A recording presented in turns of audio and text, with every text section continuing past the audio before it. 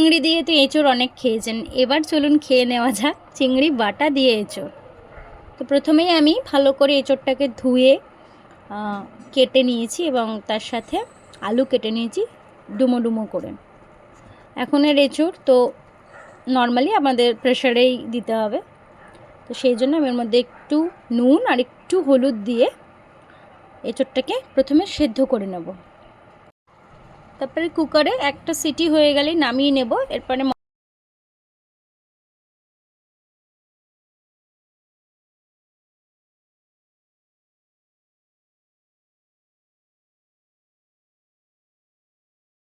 মশলাটা কেটে নেব।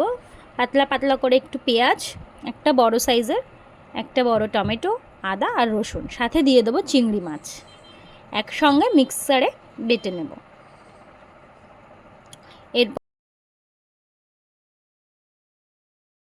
এরপরে কড়াইতে সর্ষের তেল দিয়ে দেবো তেজপাতা, গোটা লঙ্কা আর দিয়ে দেবো একটু হাতে তালুতো ঘষে সাদা জিরে।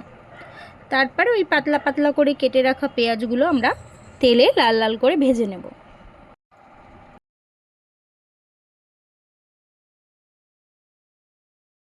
পেঁয়াজটা লাল করে ভাজা হয়ে গেলে টমেটোটা আমরা অ্যাড করব। এবারে মশলা করার জন্য আমি একটা বাটির মধ্যে সমপরিমাণ নুন, যতটা লাগবে নিয়ে নেব, হলুদ,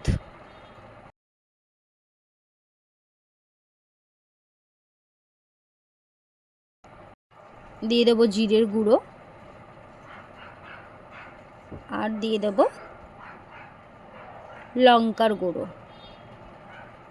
একটু কাশ্মীরি লঙ্কার পাউডারও দেব কালারের জন্য, দিয়ে দেবো 2-4 দানা চিনি।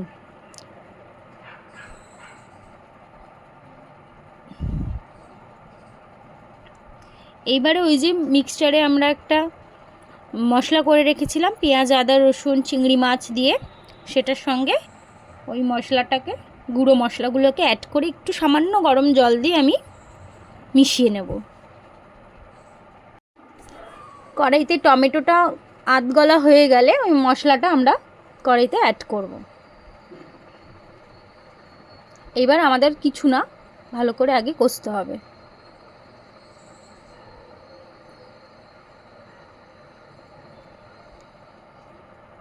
কষা হয়ে তেল ছেড়ে গেলে আমরা মশলার জলটা ধুয়ে দিয়ে দেব,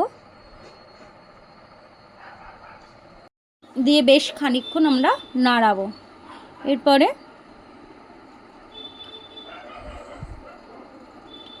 নাড়ানো হয়ে গেলে সেদ্ধ করে রাখা এঁচোড় আর আলুটা আমরা ওই মশলাতে অ্যাড করব। ভালো করে কষিয়ে নিতে হবে।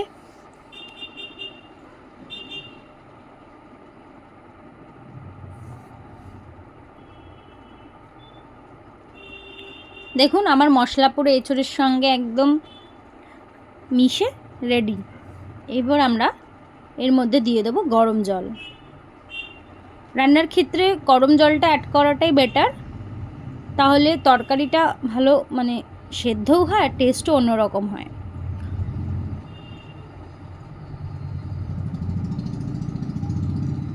ভালো করে কষিয়ে নেব।